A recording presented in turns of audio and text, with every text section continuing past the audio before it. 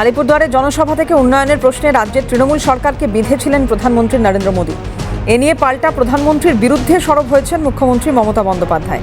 নিজের এক্স হ্যান্ডেলে অভিযোগ করে মুখ্যমন্ত্রী লিখেছেন, বৃহস্পতিবার আলিপুরদুয়ারে এসে মিথ্যে কথা বলেছেন প্রধানমন্ত্রী। তথ্যসহ তুলে ধরে তিনি লিখেছেন, 2014 সালে আলিপুরদুয়ারকে রাজ্যের 20তম জেলা হিসেবে আমরা ঘোষণা করেছিলাম। এই জেলা গঠন হওয়ার পর থেকেই সেখানকার পরিকাঠামোর উন্নয়নে একাধিক পদক্ষেপ নেওয়া হয়েছে।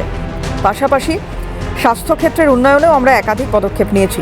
এই ইস্যুতে কেন্দ্রের বিরুদ্ধে সুর চড়িয়েছেন তৃণমূলের রাজ্যসভার সাংসদ ঋতব্রত বন্দ্যোপাধ্যায়।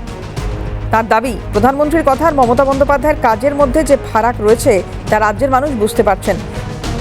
প্রধানমন্ত্রী উনি যে এসে কথা বলেন, ওনার কথা আর মমতা বন্দ্যোপাধ্যায়ের কাজের মধ্যে যে ফারাক, সেই ফারাক রাজ্যের মানুষ ধরে ফেলেছেন।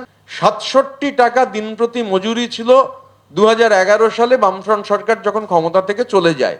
আজ মজুরি হচ্ছে 250 টাকা দিন প্রতি, এবং এই মজুরি আরো বাড়তে পারে, কেননা কেন্দ্রীয় সরকার ফ্লোর মিনিমাম ওয়েজ ঘোষণা করছেন না। শুধু নয়, অন্য যে কম্পোনেন্ট যেগুলো রাজ্য সরকারের দেওয়ার কথা নয়, মমতা বন্দ্যোপাধ্যায়ের দেওয়ার কথা নয়, তা চা সুন্দরী হতে পারে, জমির পাট্টা হতে পারে, ক্রেশ এবং হেলথ সেন্টার, চা বলয়ে 97টা ক্রেশ এবং হেলথ সেন্টার, এবং এই প্রতিটা হেলথ সেন্টারে অ্যাম্বুলেন্স, এগুলো সব যাদের বাগান তাদের করার কথা।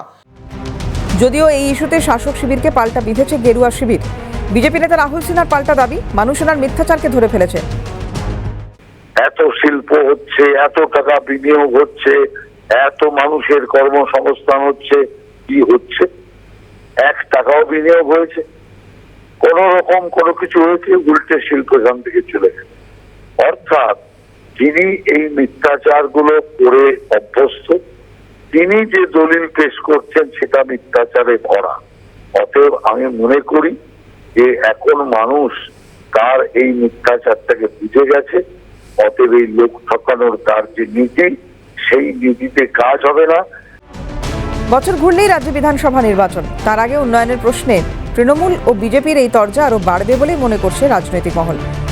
ক্যামেরায় জ্যাকি সিং এর সঙ্গে রাজা সাহার রিপোর্ট, ক্যালকাটা নিউজ।